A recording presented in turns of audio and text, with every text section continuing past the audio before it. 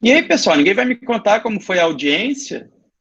Foi tranquilo, prof. Só foi difícil arrumar uma plataforma boa para conseguir gravar. Porque pelo Meet a gente não consegue.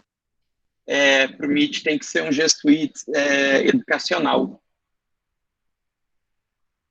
É verdade. Mas que bom. Acho que é um desafio, mas é dos mais contornáveis, né?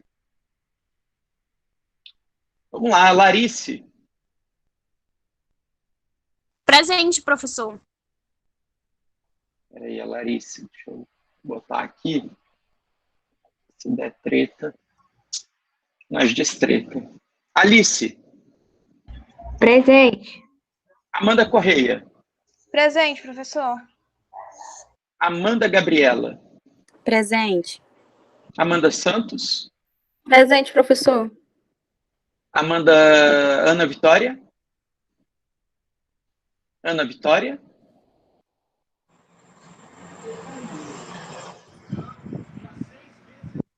Ana Vitória. Andrew. Presente.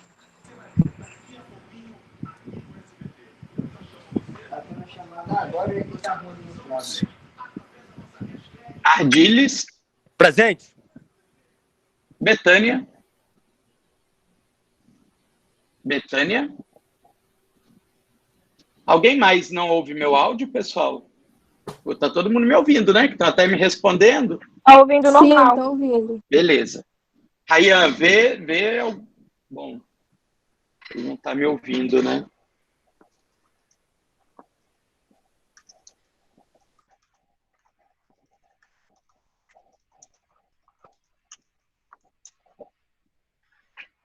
Ardiles. Professor. Presente. Ardiles, né?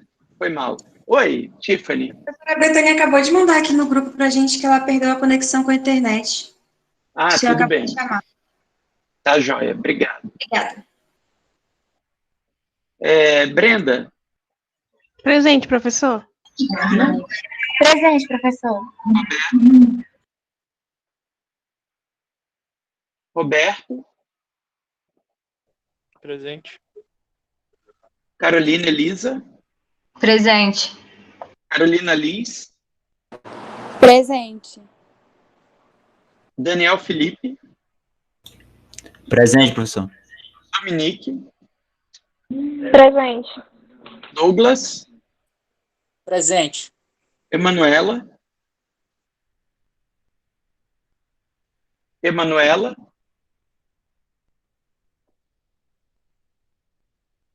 Gabriel de Miranda. Presente. Gabriel McLeans. Presente. Giovana. Presente. Giovana. Presente. Juliano.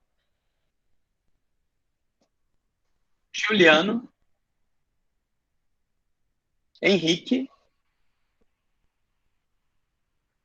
Henrique Silva. Não. Isabela. Presente, professor. Jefferson. Presente. Jorge André.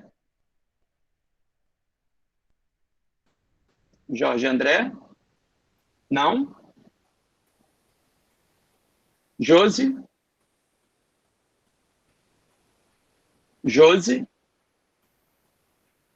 Cauê.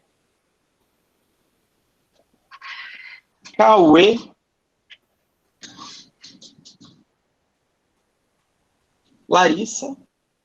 Presente, professor.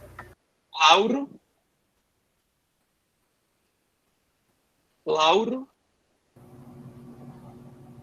Lucas dos Anjos. Não. Marcos Daniel. Presente, professor. Marcos Caminha. Opa. Presente. Marcos Facundo. Marcos Facundo. Mariana. Mariana. A Mariana acabou de falar no. Professor, a Mariana acabou de Oi. falar no chat que ela tá sem microfone. Ah, tá, beleza. Acabou de aparecer O aqui. senhor tá me ouvindo? Tô, aham. Agora, acabei de ver aqui o chat da Mariana. Marina. Marina. Presente, professor. Marinês. Presente. Cauê resolvido. Melissa. Presente, professor. Milena. Presente. Natália. Presente, professor. Pedro Carneiro. Pedro Carneiro. Pedro Henrique. Presente. Pedro Hermógenes. Pedro Hermógenes. Rafael. Rafael, presente, professor. Rafaela. Presente, professor. Rayara. Presente. Raimundo. Cristina. Presente. Presente. Ricardo. Ricardo.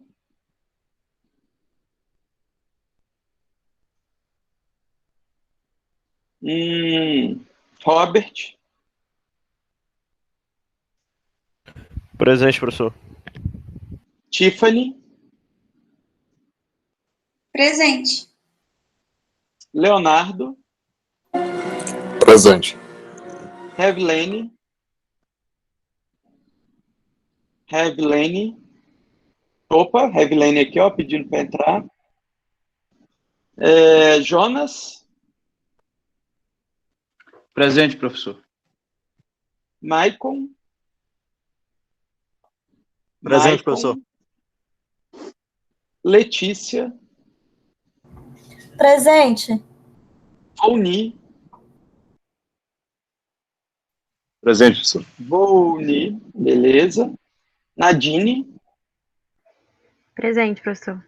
José Aquino. Presente, professor. Rayan. Presente. Paloma. Paloma.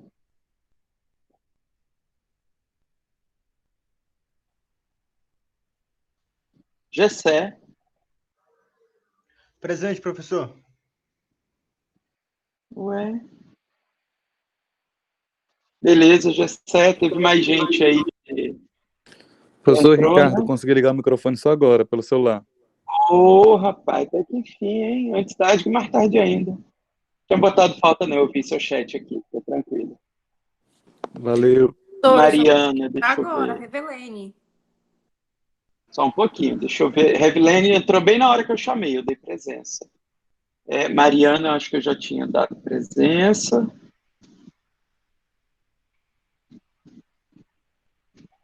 Ricardo, Betânia. Betânia. Ah, gente, eu preciso desabafar, que eu tô odiando esse negócio de fazer chamada. Lauro.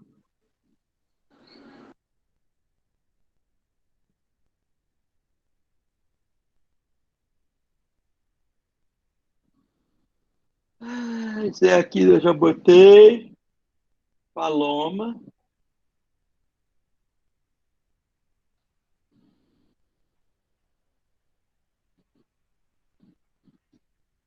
Marcos Vinícius.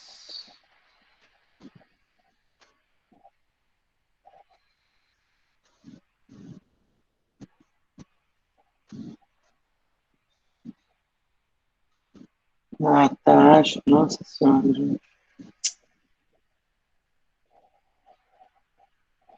Natasha. Mariana. Então, Evelene.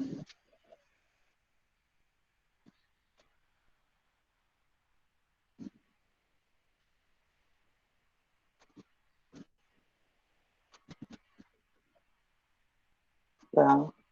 Ardiles. Feliz o que, Ardiles? Presente. Boa noite. Já estava, tá. Paloma presente. Natasha, imagina. Imagina, um saco. Natasha. Mas você não estava com falta, não, né, Natasha?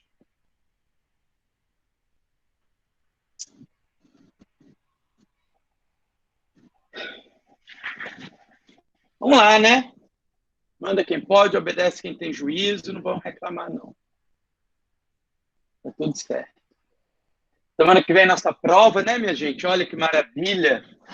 Maravilha. Semana que vem provinha, começando às 7 da noite, terminando às 9 da noite.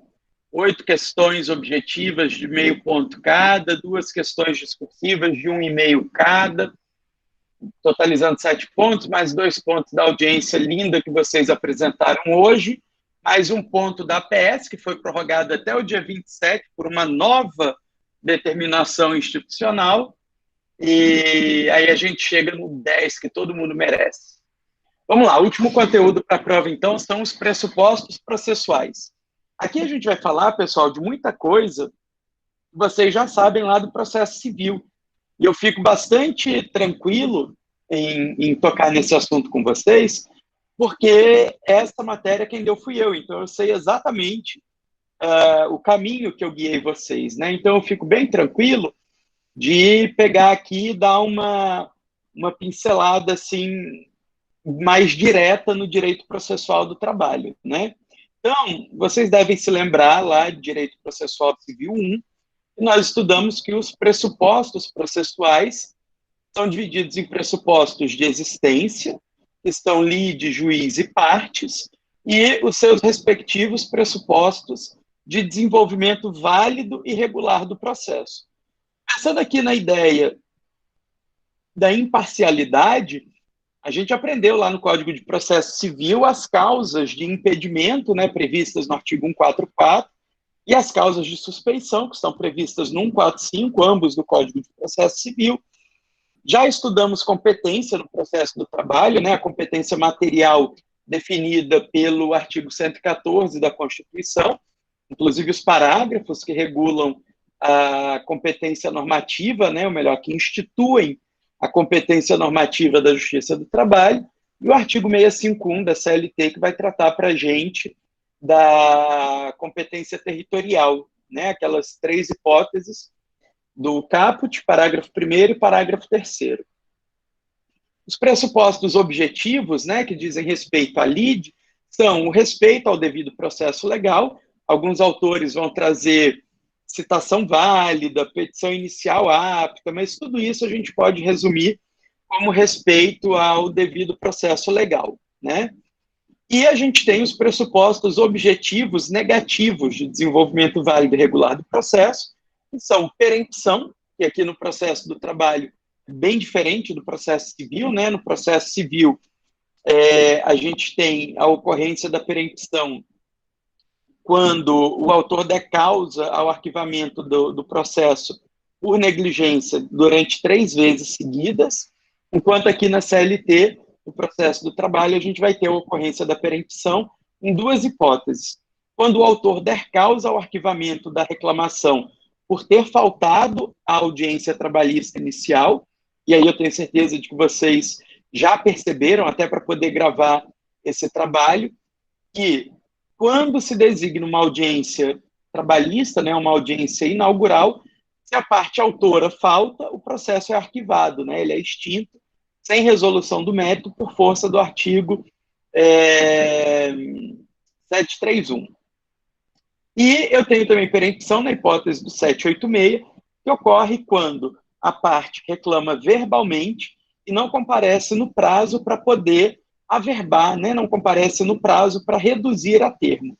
Então, nessas 2 hipóteses ocorrerá a perempção, E a penalidade, né, a pena de perempto no processo do trabalho é, na verdade, uma suspensão.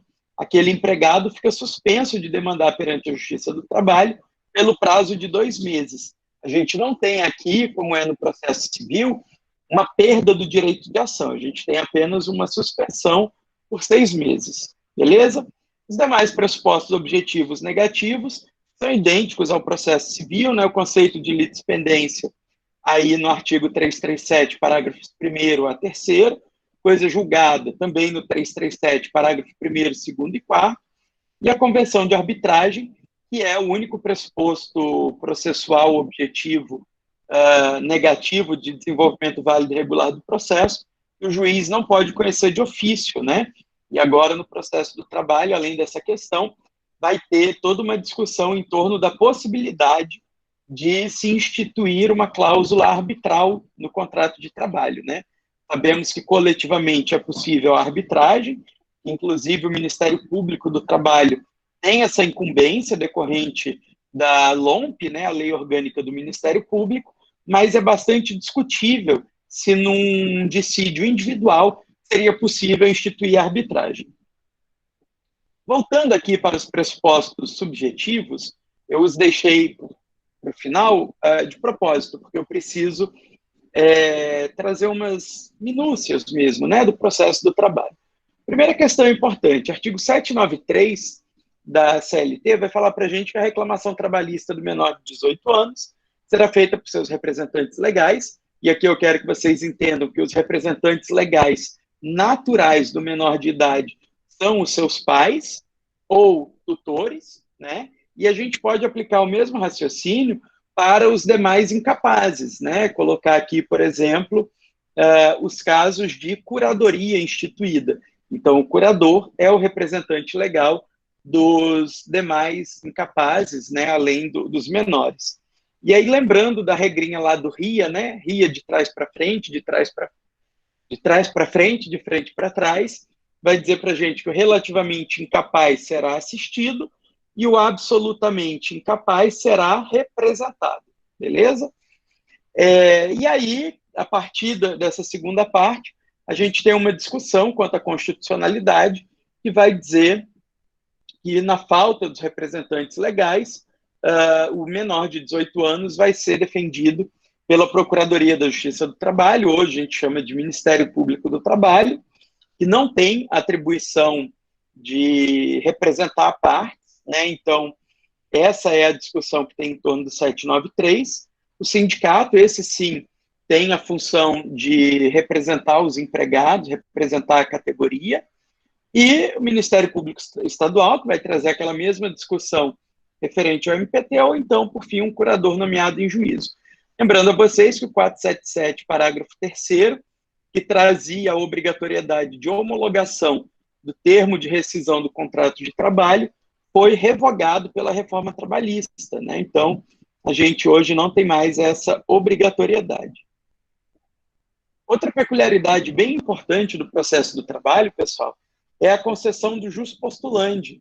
O jus postulandi na Justiça do Trabalho, ele está disposto aí no 791, que vai dizer que as partes podem demandar e ser demandadas até o final. E aí, em que pese a interpretação literal do 791, seja até o final mesmo, né, seja até o trânsito em julgado, o TST traz para a gente, na súmula 425, que é essa que está projetada aí para vocês, no sentido de que o jus postulandi nunca chega no Tribunal Superior do Trabalho. Considerando que o TST é uma instância em que as ações tramitam com um grau de tecnicidade muito maior do que as instâncias ordinárias, e considerando que, por exemplo, os recursos de competência do TST, né, especialmente recurso de revista e o recurso de embargos, são recursos de fundamentação vinculada, o TST vai dizer, olha, aqui, perante a Corte Máxima da Justiça do Trabalho, não é possível demandar, nem na competência ordinária, nem na competência recursal, sem a presença de um advogado. Então, o jus postulandi não atinge o TST, também não atinge a ação rescisória, por um motivo que o TST vai dizer que, Quando a CLT fala que é possível rescindir uma decisão da Justiça do Trabalho, ela faz remissão expressa ao Código de Processo Civil. Ela vai falar para a gente assim, olha, a ação rescisória será regulada pelo Código de Processo Civil. E nós sabemos que o Código de Processo Civil exige a presença de advogado. Então, na ação rescisória também não tem jus postulandi, pouco importa qual é a instância. E, por fim, o mandado de segurança, que também não é regido pela CLT, ele é regido pelo artigo 5º, inciso 69 e 70 da Constituição Federal e pela Lei 12.016, de 2009, se eu não me engano. Então, essa Lei 12.016 vai exigir a presença de advogado. Então, consequentemente, a gente não aplica a regrinha do 791. Então, resumindo, em regra, na Justiça do Trabalho tem jus postulandi, mas esse jus postulandi não atinge nem o TST, forma nenhuma, nunca no TST sem advogado, não atinge a ação rescisória e não atinge o mandado de segurança. Professor, por que o senhor não está falando da ação cautelar? Porque ela não existe mais, né? Vocês devem estar estudando aí, eu não sei se é a Edjane que dá essa disciplina para vocês, ou se é o menino... Nossa Senhora.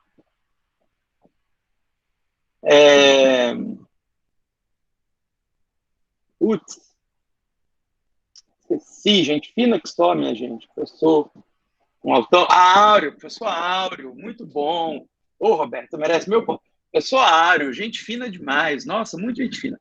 E não sei qual dos dois está dando para vocês. Sei que a Edjane dava até um dia desse, mas hoje em dia é o Áureo que está dando, ou pelo menos o Áureo dá na unidade 2. Enfim, ótimo, estão em mãos excelentes. Até acredito que ele deve estar dando primeiro a execução para vocês, porque uma vez eu pedi para ele assim, professor, eu preciso que o senhor adiante a execução, porque quando eu vou dar processo do trabalho, eu preciso que eles já saibam a execução no processo civil, que não dá tempo de eu explicar tudo, então eu tenho que dar só o diretão, assim, ó, isso é diferente. E aí, se ele não entrou ainda nessa parte de tutela de urgência e de evidência, ele vai explicar para vocês que a ação cautelar não existe mais, né? Ela não existe mais de forma autônoma, como era no Código de Processo Civil de 1973, que vigeu até 2016, né, pessoal? Então, essa súmula é anterior a 2016 e, por isso, ela ainda traz a ação cautelar. Mas, na prática, isso não existe mais porque o Código revogou, né? A gente hoje tem a tutela cautelar, que pode ser pedida incidentalmente ou antecedentemente, mas nunca em processo autônomo. Beleza? Bom, sobre capacidade postulatória e representação processual, queria comentar com vocês que o TST tem uma série de enunciados a esse respeito.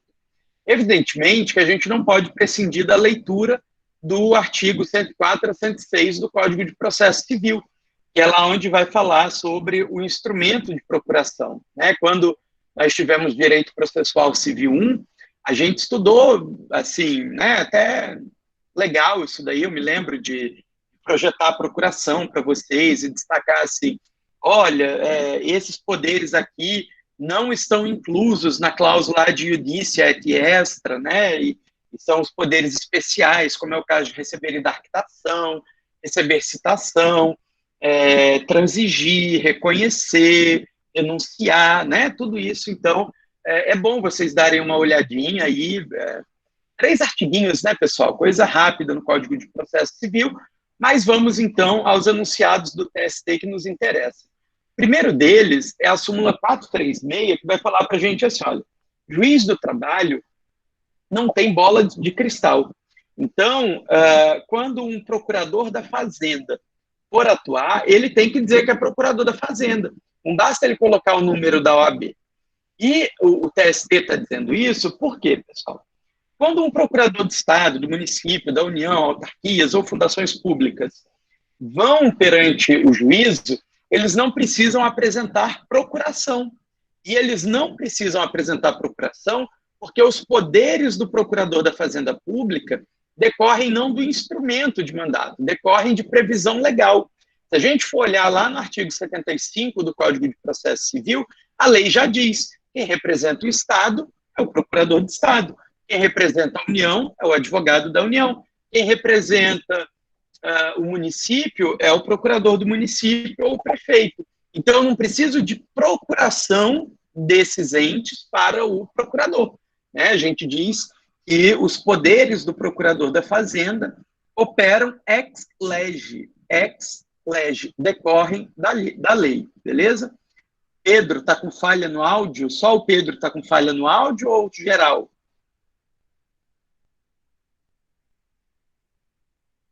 Alô, alô? Ótimo. Pedro, resolva aí, meu filho. Aí tá... É assim mesmo, depois você dá uma voltadinha aí. Tá tudo em ordem.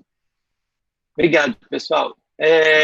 Tranquilos? Súmula 436, bem bacaninha, né? Depois dei uma lida, mas acho que não tem muito o que explicar. Mas à medida que vocês forem tendo dúvida, vocês vão me interrompendo e perguntando. Até porque é o último conteúdo para a prova, né? Então, tem que caprichar. Deixa eu inverter aqui um pouquinho e comentar com vocês essa OJ 255. A OJ 255 fala para a gente assim, ó, o artigo 75, inciso 8º do CPC de 2015, não determina a exibição dos estatutos da empresa em juízo como condição de validade do instrumento de mandato outorgado ao seu procurador, salvo se houver impugnação da parte contrária. O que isso significa? Quando uma empresa, Jefferson, tem nenhum pedido de entrada pendente, ó, tá tudo ok já há bastante tempo, beleza? Ó, nenhum pedido de entrada pendente.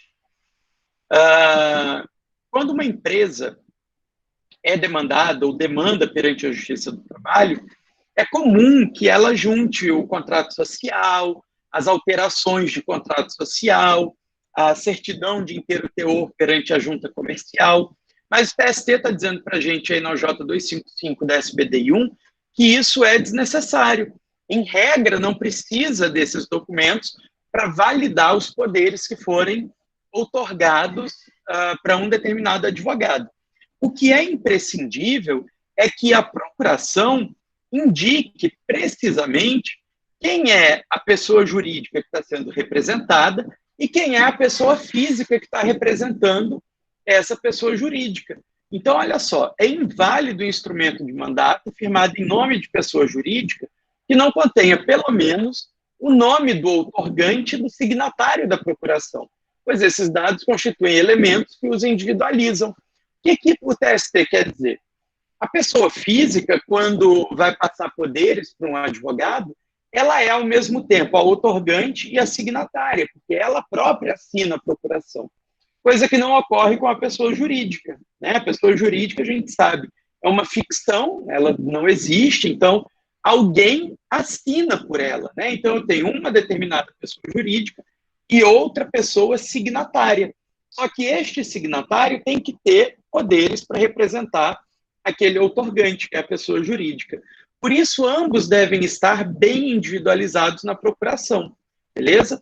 E aí, essa súmula 456 vai conversar um pouquinho lá com a OJ 255, no sentido de que, quando essa pessoa física outorgante se individualiza, ela possibilita que a parte ex-adversa impugne aquele instrumento. Exemplo, Nadine assinando uma procuração em nome do São Lucas. É possível que a outra parte diga, olha, Nadine não poderia ter feito isso. Nadine não tem poderes, Nadine não é sócia, Nadine não é diretora, não é gerente, não é representante, não é preposta, não é nada. Então, Nadine não poderia ter passado esse instrumento de mandato para o advogado. E é por isso, então, que, havendo impugnação, essa pessoa jurídica vai ter que apresentar aquele contrato social que não foi obrigatório desde o começo. Beleza? Então, logo de cara, é dispensável o contrato social, mas, havendo impugnação, a parte é obrigada a apresentar. Tranquilos? Jefferson, mandou o recado aí para quem disse que estava tentando entrar?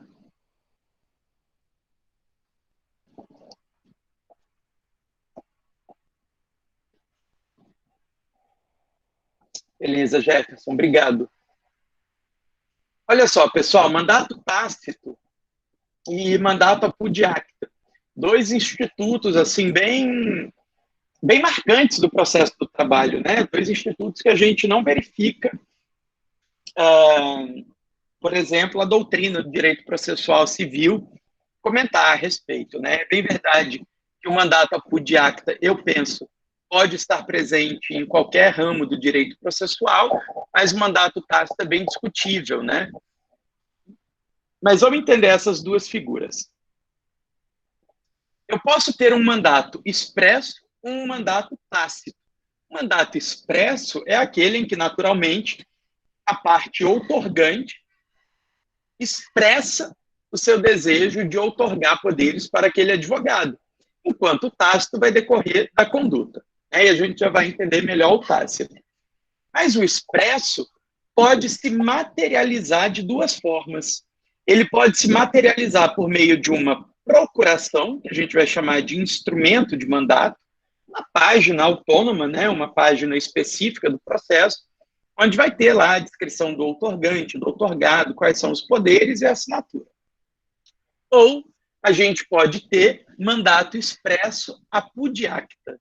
Esse mandato apudiacta é expresso do mesmo jeito que o mandato em instrumento de procuração, porque ele ocorre quando a parte entra na sala de audiência, ou no Google Meet, no Zoom, o que quer que seja, e ela expressa ao juiz o interesse em conferir poderes àquele advogado que a acompanha.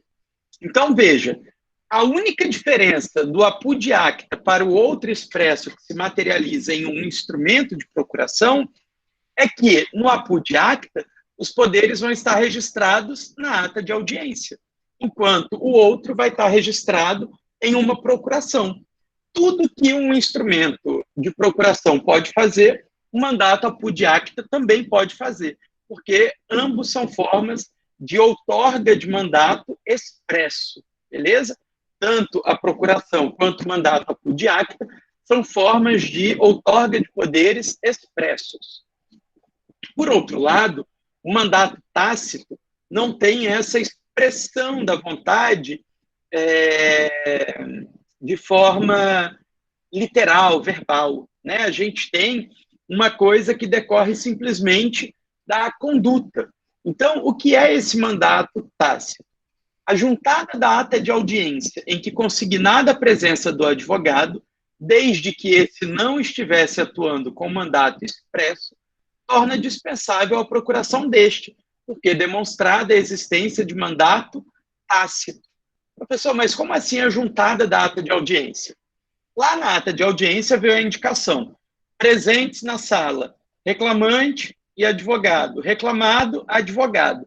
Só que no corpo da ata não constou expressamente poderes. No mandato apudiacta, vai ter um trecho lá da ata dizendo a parte outorgou poderes para o foro em geral em favor do advogado fulano de tal. Ou a parte tal outorgou poderes para o foro em geral e também tais poderes específicos em favor do advogado tal. É expresso. Aqui, no mandato tácito, a gente tem simplesmente a conduta da parte comparecer com aquele advogado, daquele advogado sentar do lado da parte apresentar defesa por meio daquele advogado inquirir as testemunhas, mas que por algum motivo, né, alguma falha do advogado e ou do juiz, não se consignou em ata a outorga expressa de poderes. É bem verdade, pessoal, que o mandato tácito é pouquíssimo frequente, né? A gente, na prática, dificilmente vai fazer uma audiência sem ter procuração. E se acontece da gente ir para a audiência sem ter procuração, normalmente o juiz vai dizer: doutor, 5 dias para o senhor apresentar a procuração, tá bom? Porque isso dá uma segurança maior para o juiz, dá uma segurança maior para a parte, dá uma segurança maior para o advogado. Então, normalmente, a reclamação trabalhista tem o instrumento de mandato, tem a procuração. Mas nós sabemos também que o processo do trabalho é informal, ele é simples. E por ele ser informal e simples, a mera ausência de procuração, quando é nítido que aquele advogado estava defendendo aquela parte, não é motivo suficiente para você, sei lá, extinguir um processo, decretar uma revelia, rejeitar uma defesa, indeferir um recurso, né? Então, a gente vai sempre pensar no processo do trabalho como algo simples, como algo informal, por isso deve dispensar o máximo de formalidades possíveis, dentre elas o instrumento de procuração, desde que, claro, fique nítido que havia poderes. Agora, olha só, o J200 também da SPDI1 vai falar para a gente assim, considerando que o mandato tácito decorre de uma percepção da conduta da parte do advogado, a gente não consegue dar os mesmos poderes que uma procuração daria. Então, nesse sentido, é inválido o subestabelecimento de advogado investido de mandato tácito. Nós sabemos, pessoal, que, em regra,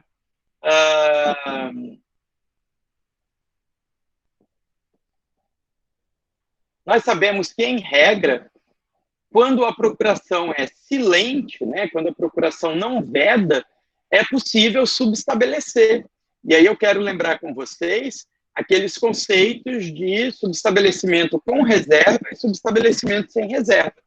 Eu tenho um subestabelecimento com reserva quando eu deixo parte dos meus poderes para um colega advogado sem perder os meus poderes originários. Então, aqui eu vou ter um subestabelecimento com reserva de poderes. Por outro lado, eu tenho subestabelecimento sem reserva de poderes quando eu saio da ação e deixo os poderes exclusivamente para o colega que vai me substituir. Beleza? Então, em se tratando de mandato expresso, seja ele por procuração ou apud acta, não havendo proibição, é possível subestabelecer. Isso não vai ocorrer no mandato tácito. No mandato tácito, é inválido o subestabelecimento do advogado. Tá joia? Então, eu vou ter que apresentar uma procuração em favor desse novo advogado.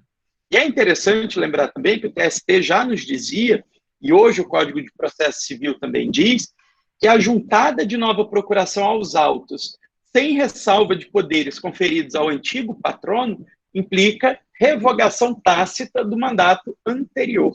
O que isso quer dizer?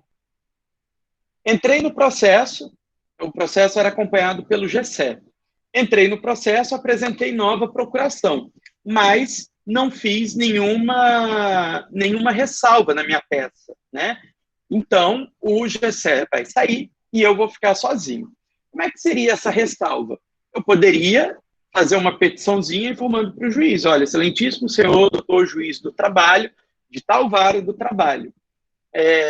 O reclamante, por meio desta petição, apresenta a inclusa procuração em favor deste signatário, vírgula, sem prejuízo dos poderes anteriormente conferidos ao advogado fulano de tal. Quando eu faço essa ressalva, eu estou garantindo que o meu colega que já estava no processo vai continuar. Se eu não faço ressalva, sai um e entra o outro. Beleza? Vocês vão estudar no 9º período em ética profissional, me disseram que é no 9º período, talvez até alguns já estejam fazendo, mas vocês vão estudar que já há muito tempo, pelo menos desde 96, os documentos, né, do advogado, tipo procuração e subestabelecimento, não exigem reconhecimento de firma. Aliás, os advogados têm até mesmo o poder de autenticar as cópias que ele apresenta, né? Poder assim, muito entre aspas, porque afinal das contas, é mais uma responsabilidade do que um poder, né? Então, o subestabelecimento não exige mais o reconhecimento de firma.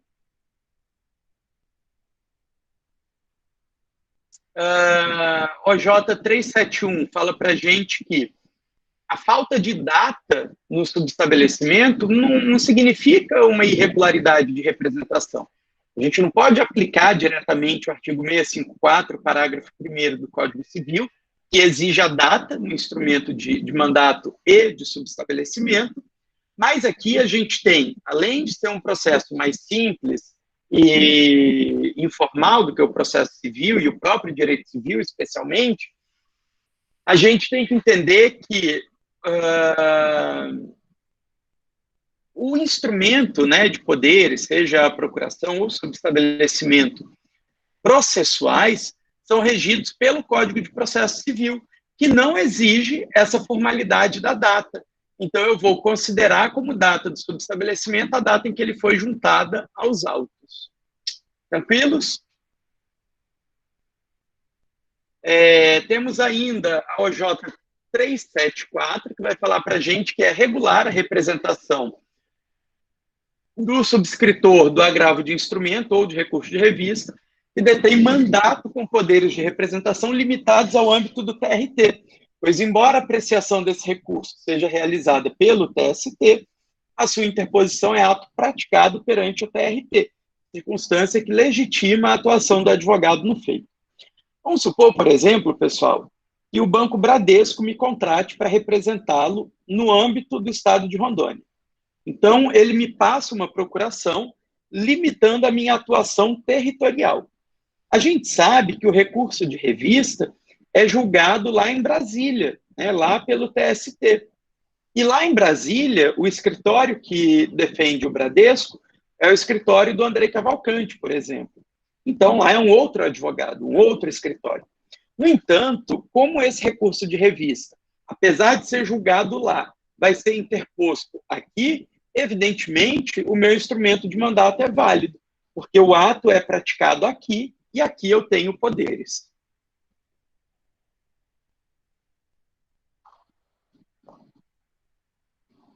Bom, o último slide vai falar para a gente assim, olha, é válido o instrumento de mandato com prazo determinado que contém cláusula estabelecendo a prevalência dos poderes para atuar até o final da demanda. Então, aqui o TST está lembrando para a gente assim, olha, em regra, quando uma procuração ou um subestabelecimento não tem cláusula de limitação de data, né, de período, ele é válido ad eternum. Isso é o que a teoria nos diz. É claro que na prática, pessoal, se você começa a apresentar uma procuração muito velha, tipo 10, 8, 5 anos atrás, é possível que o juiz diga assim, ei, rapaz, não sei não, eu podia me apresentar uma procuração nova. Mas é mais para o juiz se sentir mais seguro mesmo, né? De que não teve uma revogação, não teve nenhum BO aí, e ele não ficou sabendo. Mas, em regra, a gente não tem prazo de validade na procuração, nem no subestabelecimento. No entanto, havendo essa fixação de prazo, ela é compatível com uma cláusula para atuar até o final. Então, eu posso, por exemplo, dizer assim, ó, esta procuração é válida até 31 de dezembro de 2020, podendo o outorgado atuar no feito até o final. O que isso quer dizer? Quer dizer que desde que o advogado entre no processo até 31 de 12 de 2020, ele vai poder atuar até o final. Isso é muito comum, pessoal, com grandes empresas, tipo bancos, né? Eles fazem muito disso, de contratar um determinado escritório para atuar até o ano X. Contrato de 2 anos de representação, de prestação de serviço. E nada impede que eles façam um contrato no sentido de você vai receber X reais e vai defender o banco em todos os processos cuja audiência ocorrer no ano de 2020. Então, se o processo se arrastar até 2040, você vai ter que acompanhar. Mas a audiência que for dia 1º de janeiro, né, dia 21 de janeiro de 2021, você já não pode mais, porque a sua procuração já vai estar vencida. Beleza? Então, é basicamente isso que o TST está dizendo para a gente na súmula 395. Olha lá o item 2. Se há previsão no instrumento de mandato de prazo para sua juntada, o mandato só tem validade se anexado ao processo o respectivo instrumento no aludido prazo. Então, é aquela ideia, né? Se ele é válido até dia 31 de dezembro, podendo atuar até o final da demanda, tenho que apresentar dentro do prazo de validade. São válidos os atos praticados pelo subestabelecido ainda que não haja no mandato poderes expressos para subestabelecer. Como eu disse para vocês, quando o mandato é expresso, o subestabelecimento é permitido, né? A menos que haja uma cláusula proibitiva. Então, no silêncio da procuração, eu vou entender que é possível subestabelecer. Configura-se irregularidade de representação se o subestabelecimento é anterior à outorga passada ao subestabelecente. Bastante óbvio, né, pessoal? Se eu disse que o subestabelecimento é eu pegar um pouco dos meus poderes e passar para um colega, eu não tenho como passar para o colega poderes que ainda não foram outorgados a mim. A ninguém é dado dispor daquilo que não tem, né, daquilo que não lhe pertence. Então, veja, eu não posso ter um subestabelecimento de 1º de fevereiro de 2020 e a procuração para o subestabelecente de 1º de julho de 2020. Porque para eu subestabelecer, primeiro eu tenho que ter procuração, depois eu faço o subestabelecimento. E, por fim, verificada a irregularidade de representação nas hipóteses dos itens 2 e 4, deve o juiz suspender o processo e designar prazo razoável para que seja sanado o vício, ainda que em instância recursal. E aí eu quero chamar a atenção de vocês para um fato bem curioso de que o TST teve que mudar uma série de entendimentos a partir da vigência do Código de Processo Civil de 2015 para se adequar a uma maior instrumentalidade das formas. O Código de 1973 era um código bastante formal e ele dizia, por exemplo, que não tendo procuração, poderia, sei lá, indeferir a petição inicial, né? Claro que ele concedia um prazo, mas o processo do trabalho dizia que isso não era aplicável e indeferia logo de cara. Então, hoje, o TST aplica uma instrumentalidade das formas muito mais significativa, né? Inclusive incorporando algumas ideias bem marcadas do Código de 2015. Dúvidas? Pedro Hermógenes pede perdão pelo atraso, errou o link da aula. Quem nunca? Vamos lá, meu filho, vamos tirar essa falta. Vou só encontrar aqui o diário. Então, pessoal, com isso, eu encerro o conteúdo da prova. Lembrando, semana que vem, 19h, a gente tem prova de direito processual do trabalho, duração de 2 horas, a prova é realizada em momento síncrono, né, de modo que se você não puder fazer semana que vem das 7 às 9, você vai ter que pedir substitutiva. Aloma, já vi o seu pedido, tá? Já respondo. Quem não puder fazer semana que vem de 7 às 9, tem que pedir substitutiva. A prova vale 7 pontos, sendo 8 questões objetivas de meio ponto cada e 1,5 ponto para cada uma das 2 discursivas. Os outros 2 pontos são para a audiência, que vocês estão me entregando hoje, e mais 1 ponto da APS, que, repito, foi prorrogada até o dia 27 de setembro. Respondendo à pergunta da Paloma, explica de novo o conceito de subestabelecimento. Subestabelecimento é o ato por meio do qual um mandatário confere a um terceiro os poderes que recebeu de um mandante. Esse seria o conceito, né, digamos assim. Mas a ideia básica é: A passou poderes para B e o B passou poderes para C. Esses poderes que o B passa para C podem ser de forma a que o B saia da ação, e aí a gente vai dizer que é um subestabelecimento sem reserva de poderes, ou para que B e C continuem na ação, e aí a gente vai falar de um subestabelecimento com reservas. Vamos pensar agora num caso real. José Aquino contratou o Gessé para ser o seu advogado. Um belo dia, foi designada uma audiência de instrução, o Gessé não pôde ou não quis ir para essa audiência e pede para mim, pede para que eu faça essa audiência no lugar dele. Gessé, então, vai me dar um documento chamado subestabelecimento. Nesse documento, o Gessé passa os poderes que o José Aquino deu para ele, o Gessé vai passar para mim. E ele pode fazer isso de modo tipo, André, olha, pega essa causa aqui, eu não quero ela nunca mais, e aí a gente vai dizer que esse subestabelecimento é sem reserva de poderes, ou então o Gessé vai dizer, André, faz essa audiência de instrução lá para mim, mas pode deixar que o resto eu faço. E aí a gente vai dizer que esse é um subestabelecimento com reserva de poderes. Como é que isso vai se materializar na prática, Paloma? Um documentozinho que vocês vão aprender em prática civil e prática trabalhista, e vai dizer basicamente assim, ó, subestabeleço com reserva de poderes em favor do advogado fulano de tal. Por exemplo, o Gessé dizendo isso para mim, né? Subestabeleço com reserva de poderes em favor de André Luiz de Oliveira Brum, OAB tal. A gente vai ter aí, então, ao invés de um único advogado, que era o Gessé, 2 advogados defendendo o José Aquino. Ou, se o Gessé quiser dar o vaza da ação, ele vai dizer assim, ó, subestabeleço sem reserva de poderes em favor de André Luiz de Oliveira Brum, OAB número tal.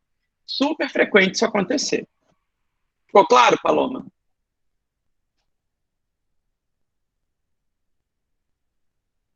Show de bola. Ana Vitória, chegou? Nada, Paloma? Não? Professor, a Ana Vitória, ela está fazendo uma cirurgia, por isso que ela não está presente na aula. Tá bom, diz que eu desejo que corra tudo bem. Giovana. Ué, Giovana já... Ah, não, Juliano que não estava. Juliano entrou? Não? Henrique? Jorge André? Aí. Josi? Lucas dos Anjos? Pedro Carneiro? Pedro entrou, não foi? Foi. Pedro Hermógenes entrou. Já lhe respondo, tá, José Aquino? Pronto. Olha só, Zé Aquino, nem no subestabelecimento com reserva, nem no sem reserva, é necessária a anuência do outorgante, desde que não haja cláusula impeditiva, beleza? No silêncio do contrato, é sinônimo de que pode, beleza? No silêncio do contrato é sinônimo que pode. Mas, caso aquele cliente queira fazer um contrato com o advogado dizendo assim, ó, é vedado o subestabelecimento, cara, eu estou contratando você, eu não quero outra pessoa atuando. Então, se você não puder, você renuncia e eu contrato outro, deixa comigo. Mas isso tem que estar expresso no contrato, beleza? No silêncio do contrato, a interpretação é de que é permitida o subestabelecimento com reserva ou sem reserva de poderes. Dica, né, eu, como advogado, gosto de colocar no contrato que é permitido o subestabelecimento. Só para depois não ter nenhuma dúvida com o cliente, sabe, José? Para não ter aquela coisa de, mas eu não sabia que era assim. Essa é uma questão bastante técnica, né? Nem todo mundo sabe disso, embora esteja prevista no Estatuto da OAB, que pode, nem todo mundo conhece o Estatuto da OAB, né? Isso é bastante óbvio. Então, eu, particularmente, no meu contrato de advocacia, eu já boto lá, olha, o contratado poderá subestabelecer independente de anuência do contratante. Só uma questão mesmo, assim, de transparência e tal. Algo mais? Não? Então tá, pessoal. Professor, eu tenho uma dúvida. Oi. Sim, Melissa. Em relação à APS, tinha uma de 18 questões e tem outra para N1 de 9 questões, é isso? São duas mesmo? Não, uma para N1, outra para N2. Porque com 9 questões já está aberta como se fosse para N1. Eu já fiz a primeira 18 questões, aí está aparecendo a segunda para N1 também. Eu estou abrindo aqui, Melissa. Deixa eu ver se eu, de repente, cadastrei errado.